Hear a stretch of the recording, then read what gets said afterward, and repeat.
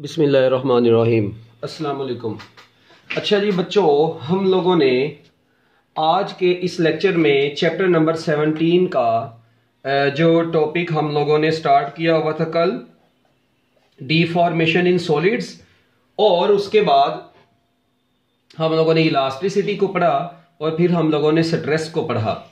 आज के इस ब्यूटीफुल भाषण के अंदर हम लोग स्ट्रेन को पढ़ने जा रहे हैं। बच्चों किसको पढ़ने जा रहे हैं? स्ट्रेन पढ़ने जा रहे हैं। हमारे आज के इस ब्यूटीफुल भाषण के टॉपिक का नेम है, the name of the topic is strain. ये बच्चों, ये जो स्ट्रेन का वर्ड है ये बड़ा ही ज्यादा इंपॉर्टेंट है फिजिक्स की दुनिया में। एक बात बच्चों आप लोगों ने याद रखनी है, इसकी छोटी सी मैं आपको पहले डेफिनेशन लिख देता हूं, फिर मैं अगली बातें करूंगा। When deforming forces are applied on a body, बच्चों डेफिनेशन में लिख रहा हूं, when deforming forces are applied, when deforming forces are applied, whenever the deforming forces are applied on a body, बच्चों जब भी किसी बॉडी के ऊपर डिफॉर्मिंग फोर्सेस अप्लाई की जाती हैं, it undergoes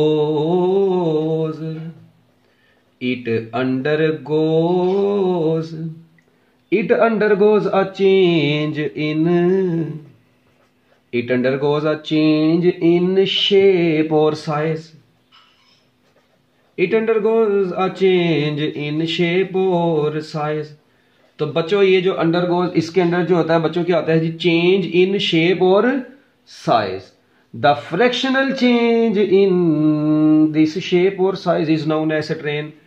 the fractional change, अभी लिखते जाओ, the fractional change in shape और साइज इज कॉल्ड स्ट्रेन। अब कई जगहों पर हमारी बुक में ना उसने स्ट्रेन को जस्ट डिफाइन इस तरह से किया है, measure of deformation in a body is called strain. हम लोग सादा अल्फाज में इसको क्या बोलते हैं जी? Measure of deformation in a body. Measure of deformation in a body is called strain. Measure of deformation in a body is called strain. किसी भी बॉडी में जो डिफॉर्मेशन आती है उसकी मेजरमेंट को बेसिकली हम लोग फिजिक्स की मार्केट में क्या बोलते हैं? स्ट्रेन बोलते हैं। ये इसकी बड़ी एक सादा सी डेफिनेशन आप लोगों की निगाहों के सामने आ गई है। अच्छा, मगर अब आप लोगों का काम है कि इसका कॉन्सेप्ट भी गलती से सीख लें। देखें, जब भी किसी बॉडी के ऊपर डिफॉर्मिंग फोर्सेस अप्लाई की जाती हैं तो उस बॉडी की शेप या साइज में चेंज आता है। बिल्कुल आता है, शेप या साइज में चेंज। तो कल भी बताया था, ऐसी फोर्स जो किसी भी बॉडी की शेप या साइज को चेंज करती है उसी को तो डिफॉर्मिंग फोर्स बोलते हैं। वो कहते हैं जितना चेंज आया हो उसको ओरिजिनल चेंज से डिवाइड कर दो। यानी देखें, उसकी शेप में चेंज आने से मराद उसकी लेंथ में चेंज आ सकता है यार। उसकी शेप चेंज हो, जारी बात, लेंथ चेंज होगी, शेप चेंज होगी, वॉल्यूम चेंज होगा। तो मैं अभी जो आप लोगों को बताने लगा उसका मतलब मैं सादा अल्फाज में स्ट्रेन को ऐसे भी लिख सकता हूं, also strain is equal to change in dimension. Fractional change को बोलते हैं चेंज इन डायमेंशन। कोई भी डायमेंशन, लेंथ हो गया, वॉल्यूम हो गया, change in dimension over original dimension. ये नहीं, सादा अल्फाज में बच्चों स्ट्रेन की डायमेंशन डेफिनेशन क्या बन गई? Change in dimension over original dimension of the body is called strain. ठीक है, it is known as fractional change. Fractional का मतलब होता है change in length over original length. यानी किसी भी चीज के चेंज को उसके ओरिजिनल से डिवाइड करवा दें, उस चीज की रेशो को फ्रैक्शनल चेंज बोलते हैं। फ्रैक्शनल में क्या चीज का कॉन्सेप्ट है बच्चों? याद रखना है, फ्रैक्शनल चेंज से मुराद क्या है कि चेंज इन उस चीज की डायमेंशन जिसका फ्रैक्शन निकाल रहे हैं। जिस तरह मैं कहूंगा फ्रैक्शनल चेंज इन लेंथ, इसका मतलब क्या होगा कि ऊपर चेंज इन लेंथ आएगी, नीचे ओरिजिनल लेंथ आएगी। इस तरह मैं कहता हूं फ्रैक्शनल चेंज इन वॉल्यूम, ऊपर चेंज इन वॉल्यूम आएगा, नीचे ओरिजिनल वॉल्यूम आएगा। तो बच्चों ये फ्रैक्शनल चेंज से मुराद होता है।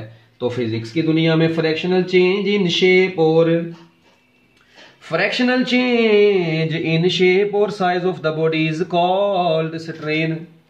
तो लो जी बच्चों, ये आप लोगों के पास एक छोटी सी डेफिनेशन आप लोगों की निगाहों के सामने आई है। इसको जरा आप लोग कर लें पैक और शापर करें डबल।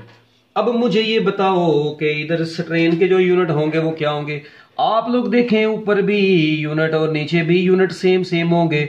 इसका मतलब ये हुआ कि स्ट्रेन के कोई यूनिट्स नहीं होंगे, ये दोनों कट जाएंगे। इसका मतलब स्ट्रेन हैज नो यूनिट्स। अगर इसके कोई यूनिट नहीं होंगे तो ऑब्वियस सी बात है कि इट इज डायमेंशनलेस। इसका मतलब ये डायमेंशनलेस है, इसकी कोई डायमेंशंस नहीं होंगी। It is pure constant, it is a pure number 2 3 4 10 इस तरह ये नंबर की फॉर्म में हुआ करेगा बस। इसके कोई यूनिट नहीं होंगे, इसकी कोई डायमेंशंस नहीं होंगे। It is dimensionless, it has no units. तो याद रखना है फिजिक्स की मार्केट में स्ट्रेन के कोई यूनिट नहीं होते। डन बच्चों, डन।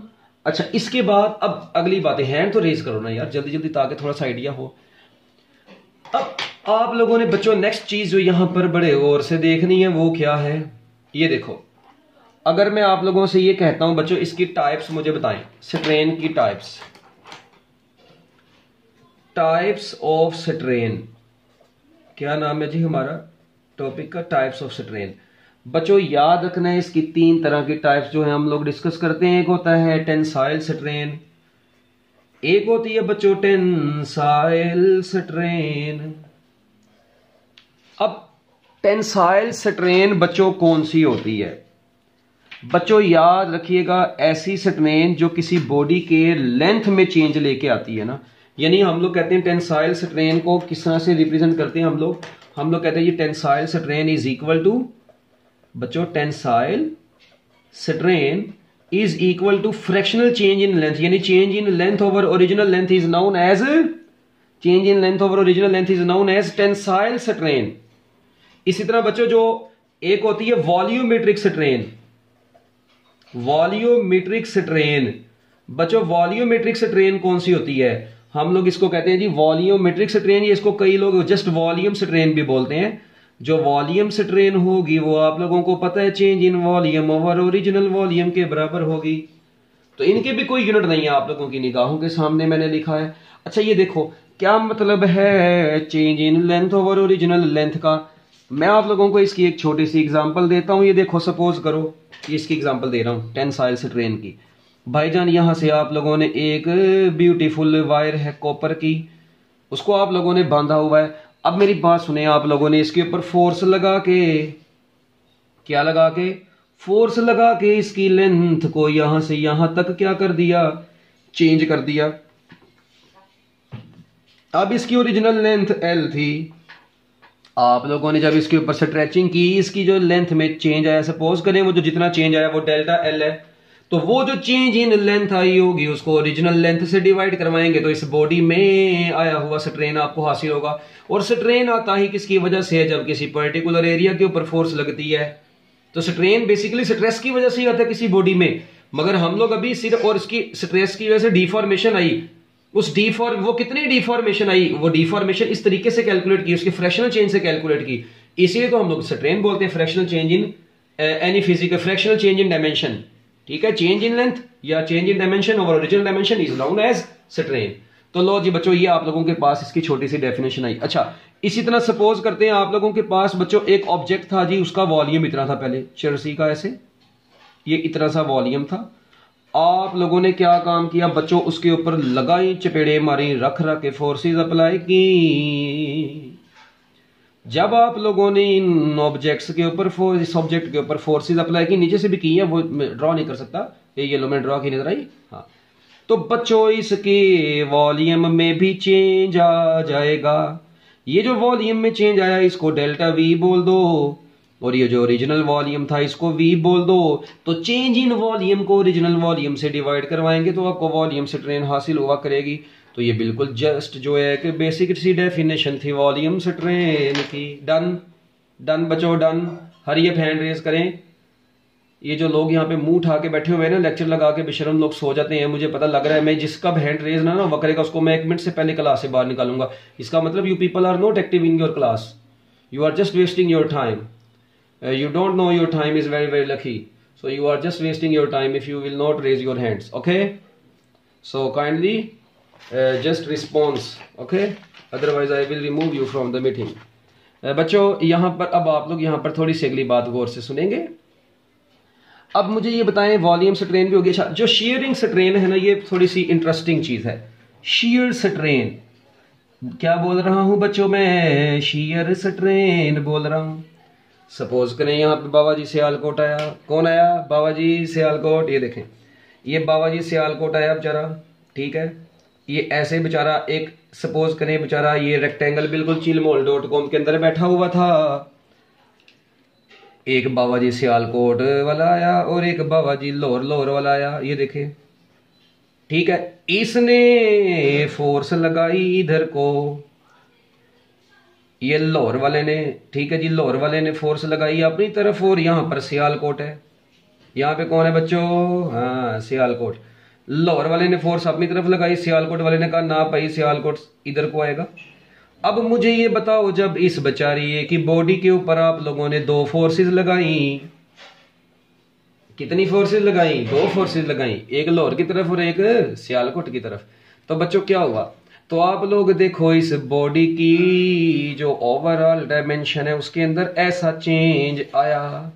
ये देखें ऐसे ऐसे, ये देखो। अरे ओ बच्चों, अक्सर बच्चे ये चिब्बी हो जाएगी बेचारी, वो कहेगी केड़े बाबों के दरमियान में फंस गई। वो बाबा नहीं, बाबा है, ठीक है, हम लोग इसको बाबा बोलते हैं, बाबा जी, ठीक है जी। ये बाबा जी लाहौर वाले और ये बाबा जी सियालकोट वाले, ठीक है।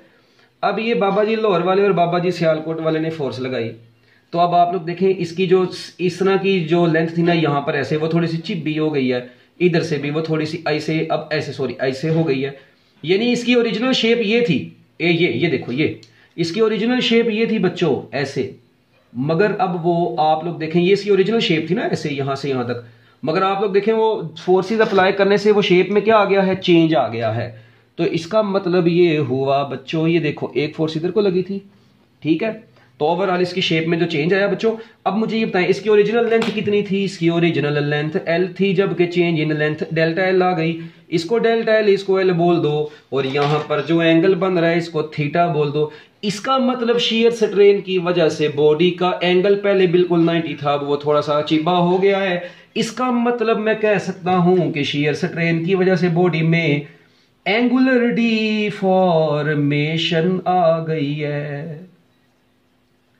बच्चों कौन सी डिफॉर्मेशन आई, एंगुलर डिफॉर्मेशन आई। कौन सी डिफॉर्मेशन आई, एंगुलर डिफॉर्मेशन आई। बच्चों इसका मतलब है एंगुलर डिफॉर्मेशन इन रेडियन। हम लोग सादा अल्फाज में फिर ये बोलते हैं बच्चों, एंगुलर डिफॉर्मेशन, एंगुलर डिफॉर्मेशन इन रेडियंस, एंगुलर डिफॉर्मेशन, और ये जो यूनिट इसका होगा रेडियंस में होगा, इज कॉल्ड शियरिंग स्ट्रेन।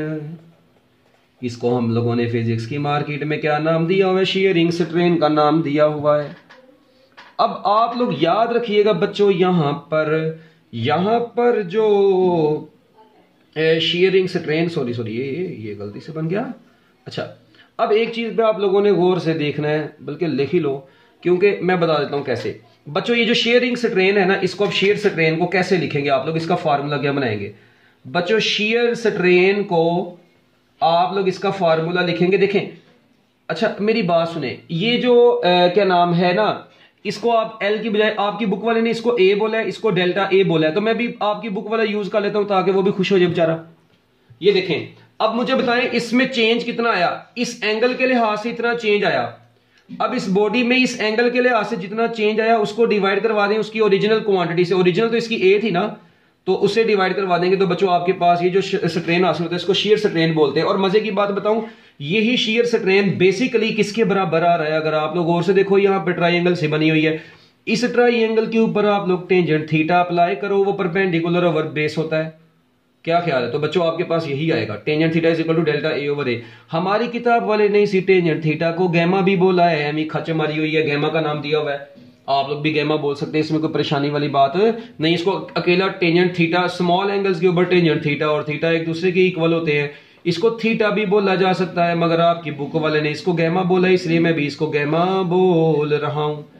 लो जी बच्चों, ये आप लोगों के पास एक छोटा सा तीनों टॉपिक्स आ गए हैं। शियर स्ट्रेन, क्या ख्याल है, शियर स्ट्रेन आ गई, टेंसाइल स्ट्रेन आ गई, और बच्चों आप लोगों के पास वॉल्यूम स्ट्रेन आ गई। ये तीन तरह के स्ट्रेन की टाइप्स आपकी टेक्स्ट बुक के अंदर डिस्कस की गई हैं, जो कि मैं आप लोगों को अभी गलती से बता चुका हूं। ठीक है। अच्छा, अब बच्चों एक बात और जरा आप लोगों ने बड़ी गौर से सुननी, एक होती है कंप्रेसिव स्ट्रेन। बच्चों देखें, अगर आप लोग देखें, अगर एक होता है ना टेंसाइल, जिस तरह टेंसाइल स्ट्रेन था, ठीक है, इसी तरह एक कंप्रेसिव स्ट्रेन भी होती है। अगर लेंथ में इंक्रीज आए तो उसको टेंसाइल स्ट्रेन बोलते हैं। अगर बच्चों डिक्रीज आ जाए ना, यानी उसको कंप्रेस कर दें, डिक्रीज आ जाए लेंथ में, तो वो डिक्रीज के लिहाज से उसको हम लोग ना कंप्रेसिव स्ट्रेन का नाम दे देते हैं। ठीक है, हमारी बुक में इसको ज्यादा डिटेल में डिस्कस नहीं किया गया। अब बच्चों यहां तक तो जनरल जनरल बातें हो गई।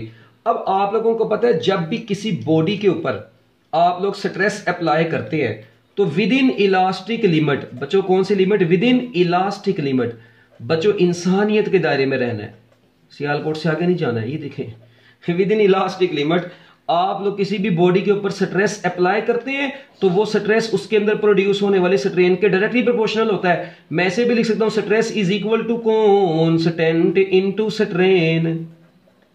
अगर आप लोग यहां पर थोड़ा सा गौर करें, stress is equal to constant into strain आएगा। मैं इस कांस्टेंट को यहां से अगर कैलकुलेट करूंगा तो ये किसके बराबर आएगा, ये बराबर आ जाएगा स्ट्रेस ओवर स्ट्रेन। मैं कह सकता हूं stress over strain is equal to constant आया। इस कांस्टेंट को फिजिक्स की दुनिया में इलास्टिक कांस्टेंट बोला जाता है। इलास्टिक कांस्टेंट, या इसको हम लोग मॉडुलस ऑफ इलास्टिसिटी भी बोलते हैं, या बच्चों इसको हम लोग क्या बोलते हैं, मॉडुलस ऑफ इलास्टिसिटी। ये देखो, it is also known as modulus of elasticity. बच्चों इसी को हम लोग मॉडुलस ऑफ इलास्टिसिटी भी बोलते हैं, ये इलास्टिक कांस्टेंट को। बच्चों अब फिजिक्स की दुनिया में ये इलास्टिक कांस्टेंट ना तीन तरह का होता है, एक दो तरह। बच्चों ये कितनी तरह का होता है, तीन तरह का होता है। ठीक है, कितनी तरह का होता है, तीन तरह का होता है। तो बच्चों ये इलास्टिक कांस्टेंट्स तीन तरह के होते हैं जो कि हम लोग डिस्कस करते हैं। उनमें से एक को बोलते हैं यंग्स मॉडुलस। बच्चों एक को हम लोग फिजिक्स की दुनिया में क्या बोलते हैं, यंग्स मॉडुलस। एक को बच्चों हम लोग फिजिक्स की दुनिया में क्या बोलते हैं, बल्क मॉडुलस। एक को हम लोग बच्चों फिजिक्स की दुनिया में क्या बोलते हैं, शीयर मॉडुलस। ये तीन तरह के मॉडुलस हैं जी, इलास्टिक कांस्टेंट्स तीन तरह के, यंग्स मॉडुलस, बल्क मॉडुलस और फिर आता है बच्चों कौन सा, शीयर मॉडुलस। अच्छा, अब ये यंग्स मॉडुलस क्या होता है बच्चों, यंग्स मॉडुलस कुछ भी नहीं है सिवाय tensile stress over tensile strain की रेशो होता है। टेंसाइल स्ट्रेस कितना होता है, change in length over original length divided by tensile strain over tensile stress. Sorry यार, अपना ऊपर आना था, क्या हो गया, स्ट्रेस ओवर स्ट्रेन की रेशो होती है। अगर टेंसाइल स्ट्रेस हो अपना, यार अब इधर किसे मैं लिखूं, इसको काटना पड़ेगा इसको, ओके सॉरी बच्चों, यंग्स मॉडुलस बराबर होगा, स्ट्रेस तो आपको पता है फोर्स ओवर एरिया ही होगा, टेंसाइल स्ट्रेन होगी change in length over original length. इसी तरह बच्चों जो बल्क मॉडुलस होता है ना, बल्क मॉडुलस को के से रिप्रेजेंट करते हैं। ये बराबर होता है बच्चों किसके बराबर होता है, ये होता है volumetric stress over volumetric strain. यानी ऊपर तो स्ट्रेस ही आएगा, जो सा मर्जी स्ट्रेस हो, उसका फॉर्मूला एफ ओवर ए ही है। वॉल्यूमेट्रिक स्ट्रेन में change in volume over original volume आ जाएगा। इसी तरह शीयर मॉडुलस को जी से रिप्रेजेंट करते हैं, या बच्चों इसका एक और सिंबल भी फिजिक्स में चलता है, ये वाला ईटा वाला, जिस नाम कोएफिशिएंट ऑफ विस्कोसिटी नहीं होती थी, इसको उस तरीके से भी रिप्रेजेंट करते हैं जी। ये बच्चों बराबर होता है शीयर, देखें ये बराबर होगा shear stress over shear strain. ठीक है, अब वो स्ट्रेन जो होता है वो डेल्टा ए ओवर ए आप लोगों ने पढ़ी हुई है। तो ये बच्चों इन तीनों की प्रॉपर्टी आ गई। अच्छा, अब मैं आप लोगों को एक बड़ी इंपॉर्टेंट बात बताने लगा हूं बच्चों, ये किसी भी बॉडी में ना, ये यंग्स मॉडुलस किसी भी बॉडी में लीनियर डिफॉर्मेशन लेके आता है। ये किसी भी बॉडी में कौन सी डिफॉर्मेशन का सबब बनता है, लीनियर डिफॉर्मेशन का। ये वॉल्यूम आता है बच्चों, ये बेसिकली किसी बॉडी में 3 डायमेंशनल डिफॉर्मेशन लेके आता है, क्योंकि वॉल्यूम 3D में आ गया ना, तो वॉल्यूम 3 डायमेंशनल डिफॉर्मेशन किसी भी बॉडी में ये वाला लेके आता है, बल्क मॉडुलस। और बच्चों ये शीयर मॉडुलस जो होता है, ये आपको भी मैंने बताया कि ये एंगुलर डिफॉर्मेशन का सबब बनता है। तो ये तो पुरानी बातें होगी, ये तीनों एमसीक्यूज भी हैं। तो बच्चों ये 6 एमसीक्यूज बेसिकली बन गए हैं आपके सामने, इनके फॉर्मूलाज और इनके ये डिफॉर्मेशन कौन सी होती हैं। और मजे की बात बताऊं, इसके यूनिट क्या होंगे आपको पता है, इन इलास्टिक कांस्टेंट, इस कांस्टेंट के यूनिट देखें, स्ट्रेस के तो न्यूटन पर स्क्वायर मीटर हो गए, स्ट्रेन का कोई यूनिट नहीं होता, उसको 1 लिख दें। तो जब इनको डिवाइड करवाएंगे तो बच्चों इस कांस्टेंट के यूनिट भी क्या आएंगे, न्यूटन पर स्क्वायर मीटर आएंगे। इसका मतलब यंग्स मॉडुलस हो बल्क मॉडुलस हो या शेयर मॉडुलस, इन तमाम का यूनिट न्यूटन पर स्क्वायर मीटर ही होगा, जिसको पास्कल भी बोलते हैं। तो इन तमाम का यूनिट बच्चों न्यूटन पर स्क्वायर मीटर या क्या होता है, पास्कल होता है। तो ये यूनिट भी आप लोगों को अब अच्छे तरीके से आना चाहिए। मैं उम्मीद करता हूं कि आप लोगों को ये यूनिट भी याद हो जाएंगे। अगर अब आप लोग यहाँ पे थोड़ा सा गौर करो, ये देखो, मैं इसी को तो बच्चों आप लोगों को पता है ऐसे भी लिख सकता हूं, F Y is equal to F L over A delta L भी तो लिख सकता हूं। Young's modulus is equal to F L over A delta L भी लिख सकता हूं। भाई ये एल नीचे डिवाइडर ऊपर जाकर इकट्ठा हो जाएगा, ये ए और डेल्टा एल मिल जाएंगे। अब आप लोगों को पता है ऑल्सो एफ की जगह पर एम जी भी लिख सकता हूं और एरिया की जगह पर पाई आर स्क्वायर भी लिख सकता हूं। तो बच्चों यंग्स मॉडुलस का एक और फार्मूला बन गया, M G L over pi R square into delta L. ये भी बच्चों इसका बन सकता है फार्मूला, इसमें कौन सा कोई परेशानी वाली बात है। यंग्स मॉडुलस स्पेसिफाइड वर्ड है बच्चों, ये सॉलिड्स के लिए, ये सॉलिड्स के लिए स्पेसिफाइड होता है। जबकि बल्क मॉडुलस जो है हम लोग ज्यादातर, आपको पता है, ये लिक्विड्स और गैसेस के अंदर भी यूज होती है, लिक्विड्स और गैसेस के अंदर भी ये चलती है, लिक्विड्स एंड गैसेस के अंदर भी चलती है। तो एक बात याद रखना, यंग्स मॉडुलस लिक्विड्स या गैसेस के अंदर नहीं होता। क्यों? कभी सुना हो जी मैंने पानी को पकड़ के खींचा, पानी की लेंथ डबल होगी, वो चरसी लोगों। कभी सुना हो गैस के मॉलिक्यूल्स को पकड़ के खींचा, उनके दरमियान में लेंथ को डबल कर दिया ना। इसका मतलब Young's modulus for liquids and gases zero हुआ करेगा। ठीक है बच्चों, यंग्स मॉडुलस लिक्विड्स और गैसेस का क्या हुआ करेगा, जीरो हुआ करेगा। ये सिर्फ सॉलिड्स के लिए है। जबकि बल्क मॉडुलस का जो वर्ड है ना, ये हम लोगों ने बनाया हुआ बच्चों, किसके लिए, लिक्विड्स और गैसेस के लिए। तो ये आपकी बुक में तो इतना सा लिखा हुआ है। एक बात याद रखिएगा, reciprocal of bulk modulus is called compressibility. बड़ा इंपॉर्टेंट एमसीक्यू है, ये एम ही आ जाता है। हालांकि इसकी डेफिनेशन डिटेल में आपकी बुक में नहीं लिखी हुई, मगर ये पेपर में आया हुआ है। Reciprocal of bulk modulus, reciprocal of bulk modulus is called compressibility. ये बड़ा इंपॉर्टेंट एमसीक्यू यहां से निकलता है बच्चों, इज कॉल्ड कंप्रेसिबिलिटी। बच्चों रेसिप्रोकल ऑफ बल्क मॉडुलस को हम लोग फिजिक्स की दुनिया में क्या बोलते हैं, कंप्रेसिबिलिटी भी बोलते हैं। ठीक है, तो ये बस आप लोग एम कंप्रेसिबिलिटी की डेफिनेशन अपने जहन में रख लें।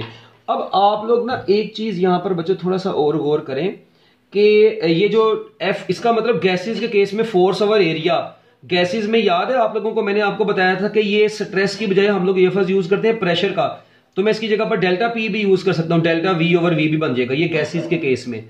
तो गैसेस के केस में फोर्स ओवर एरिया को प्रेशर लिखते हैं, तो बच्चों इसको मैं प्रेशर भी लिख सकता हूं, pressure over delta V over V. ठीक हो गया। अब आपको पता है वो गैसेस के ऊपर प्रेशर बढ़ाते हैं, वॉल्यूम कम होता है, यहां पर माइनस का साइन भी आता होता है, बट ये जस्ट मैंने आपको वैसे ही बताया, ये पेपर में लिखने की जरूरत आप लोगों को नहीं है। यहां पर माइनस का साइन भी आता होता है गैसेस के केस में। क्यों? क्योंकि गैसेस के ऊपर प्रेशर बढ़ाते हैं तो वॉल्यूम में जो डिक्रीज आता है वो नेगेटिव में हो जाएगा, डिक्रीज इन वॉल्यूम नेगेटिव में होगा, तो ओवरऑल ये चीज माइनस में होती है। ये आपकी बुक में नहीं लिखा हुआ, ये जस्ट मैंने आपको वैसी इंफॉर्मेशन के तौर पर बताई है ये दो बातें। ठीक है। अच्छा, शेयर मॉडुलस आपको पता है, कभी सुना हो पानी को खींचा हो, पानी की शेप चेंज हो गई हो।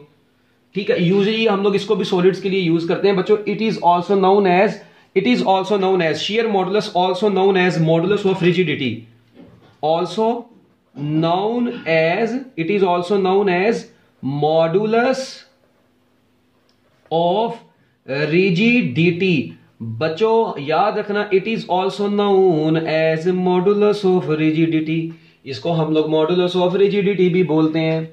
ठीक है, तो ये आप लोगों के पास ये छोटी छोटी बातें आई हैं। अच्छा, अब इनसे रिलेटेड पेपर में एमसीक्यू कैसे आने हैं, मैं आप लोगों को अब जो बातें बताने लगा हूं, जरा आप लोगों ने अपने गौर से सुननी है, इसको नोट करना है, इसकी तस्वीर बना लें जल्दी जल्दी, जल्दी शाबाश। वैसे सेंड तो मैं कर दूंगा लेक्चर नहीं मैं सेंड करना, बल्कि तुम लोगों को, तुम लोग बहुत हडराम हो गए हो। मैं देख रहा हूँ बच्चे बहुत कम होते हैं लेक्चर में, ये कहते हैं ठीक है कोई बात नहीं, रिकॉर्डेड तो मिल ही जाना है, चलो दफा करो, लेक्चर को भी रिकॉर्डेड में देख लेंगे। हैं, मैं तुम लोग को रिकॉर्डेड लेक्चर नहीं दिया करना। ठीक है, तुम लोग बड़े जो है ना हडराम हो गए हो जी। बच्चों यहां तक ओके? हैंड रेज जल्दी मिनट लगाएं, हरी अप। अच्छा, अब बच्चों अब जो अगली बात मैं आपको बताने लगा हूं वो क्या है, ये देखें जरा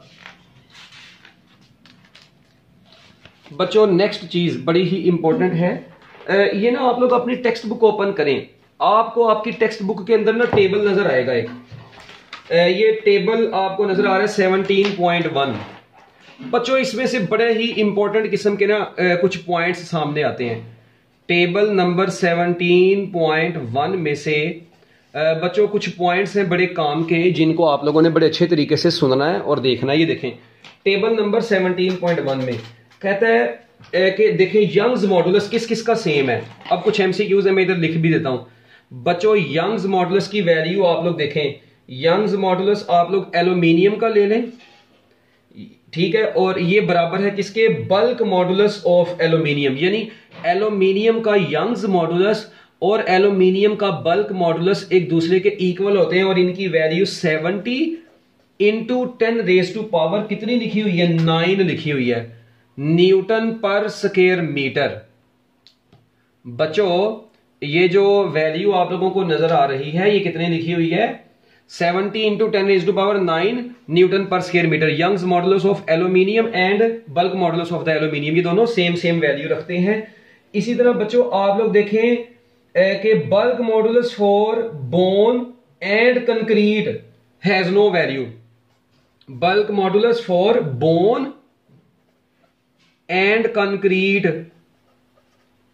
हैव नो वैल्यू, कैलकुलेट ही नहीं है बच्चों इनकी वैल्यू, क्योंकि ये दोनों सॉलिड्स हैं। और ये मैंने आपको बताया ये स्पेशली हम लोग किसके लिए, बल्क मॉडुलस जरूरी नहीं है सिर्फ गैसेस के लिए ही होगा भाई, सॉलिड्स के लिए भी हो सकता है। सॉलिड को भी आप लोग वॉल्यूम उसका चेंज कर सकते हैं, मगर बोन और कंक्रीट के लिए इसकी कोई वैल्यू नहीं होती, ये भी आप लोगों ने याद रखना है। इसके अलावा बच्चों मरकरी और वाटर, ठीक है जी, ये देखें जरा, यंग्स मॉडुलस मरकरी का, Young's modulus of mercury and Young's modulus of water, बच्चों ये जीरो होते हैं। Young's modulus of mercury and Young's modulus of water zero, क्योंकि ये दोनों लिक्विड्स हैं, तो लिक्विड्स का यंग्स मॉडुलस क्या होता है, जीरो होता है। इसके बाद बच्चों शेयर मॉडुलस भी इनका जीरो है। मजे की बात, share modulus of mercury, share modulus of water, H2O लिख देता हूं बच्चों, ये भी जीरो होता है। तो याद रखिएगा लिक्विड्स की, ठीक है जी, ये भी दोनों क्या है, लिक्विड्स हैं। तो लिक्विड्स का यंग्स मॉडुलस और शेयर मॉडुलस बच्चों ये क्या होते हैं, जीरो होते हैं। ये मैं आप लोगों को ऑलरेडी भी बता चुका था, ठीक है। कंक्रीट और बोन के लिए बल्क मॉडुलस की कोई भी वैल्यू नहीं होती, ठीक है। उसके बाद बच्चों यहां पर एक और एमसीक्यू आता है बड़ा ही इंपॉर्टेंट कि बोन और लेड, बोन और लेड इनका भी यंग्स मॉडुलस सेम होता है। Young's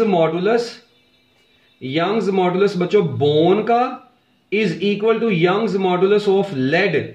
Young's modulus of bone and lead have the same values, ठीक है। और ये कितनी होती है, 70 इंटू 10 अपना सॉरी 15 15 ज़रब 10 की पावर कितनी होती है बच्चों, 15 ज़रब 10 की पावर 9 न्यूटन पर स्क्वायर मीटर होती है। तो बच्चों Young's modulus of bone and lead have the same values. ये देखें ये टेबल में से आई है। अब हमारे अक्सर बच्चे ये टेबल को तो वैसे ही अधूरा छोड़ देते हैं चरसी किस्म के लोग। अच्छा उसके बाद बच्चों एक बात आखिर पे और, आपको पता है Young's modulus of a perfectly rigid body, Young's modulus of a perfectly rigid body कहा जाता है इज, बच्चों क्या कहा जाता है, इनफाइनाइट। हो है, Young's modulus of a perfectly rigid body is infinite. बच्चों परफेक्टली रिजिड बॉडी का यंग्स मॉडुलस जो होता है वो इनफाइनाइट होता है।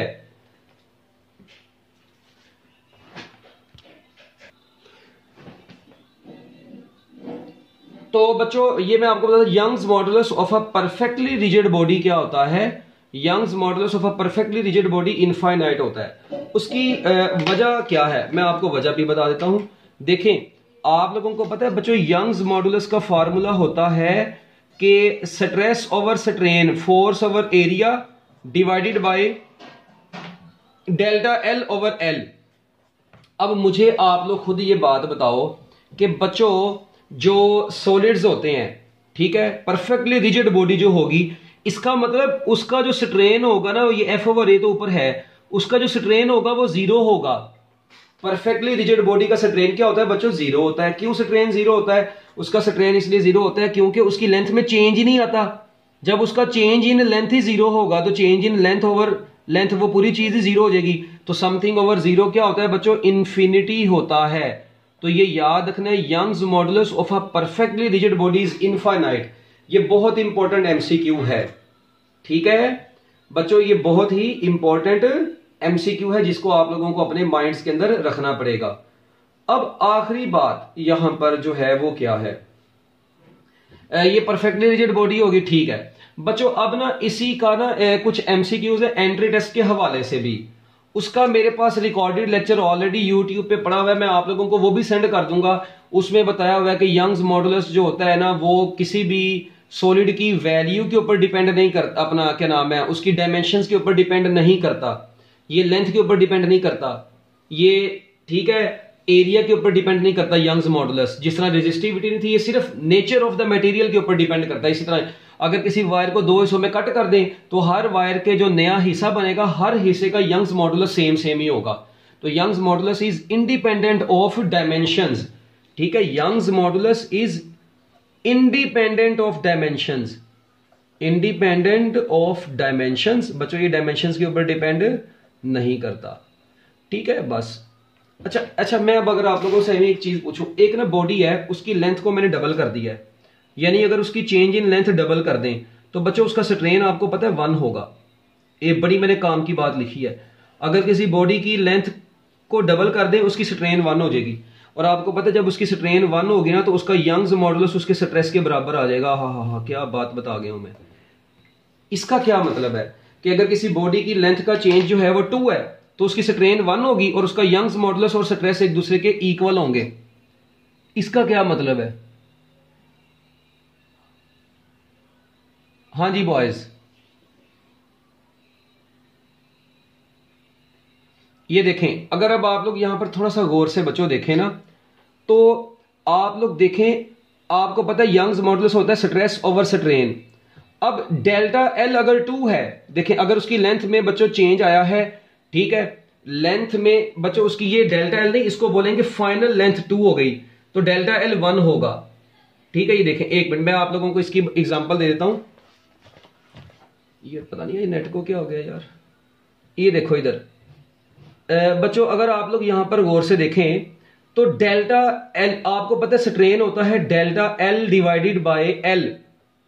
अब ये होगा final length minus initial length, ठीक है, डिवाइडेड बाय इनिशियल लेंथ। अच्छा अगर आप लोग लेंथ को डबल कर दें 2l नोड, ओरिजिनल लेंथ से डबल हो जाए वो, तो 2l node minus l node over l node, तो ये l node over l node आएगा, तो ये कट जाएगा तो आंसर 1 आ जाएगा आपके पास, ठीक है। इसका मतलब है अगर आप लोग किसी वायर को स्ट्रेच करके उसकी लेंथ को डबल करते हैं तो उसकी फाइनल लेंथ डबल होगी ओरिजिनल से, तो उसका स्ट्रेन तो 1 होगा। तो यंग्स मॉडुलस होता है स्ट्रेस ओवर स्ट्रेन के, तो बच्चों जब उसका स्ट्रेन 1 होगा तो आप लोग देखें जो यंग्स मॉडुलस है वो किसके बराबर आ जाएगा? स्ट्रेस के बराबर आ जाएगा।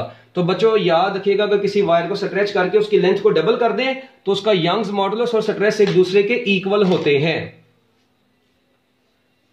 तो बच्चों उसका यंग्स मॉडुलस और स्ट्रेस एक दूसरे के इक्वल हो जाते हैं। ठीक हो गया जी। लो जी बच्चों ये बॉयज आज आप लोगों का मेरा ख्याल है पता नहीं क्या चक्कर हुआ है, इसमें नेट में काफी प्रॉब्लम हो रहा है, ये एंड पे आके भी होना शुरू हुआ है, पता नहीं क्या वजह है इसकी। तो ये मैं आप लोगों को रिकॉर्डेड लेक्चर भी इसका सेंड कर दूंगा, अगर आपको कोई चीज रह गई है तो आप लोग वहां से समझ लेना, ठीक है। मैंने लेक्चर पूरा रिकॉर्ड कर लिया है, वो मैं आप लोगों को सेंड कर दूंगा।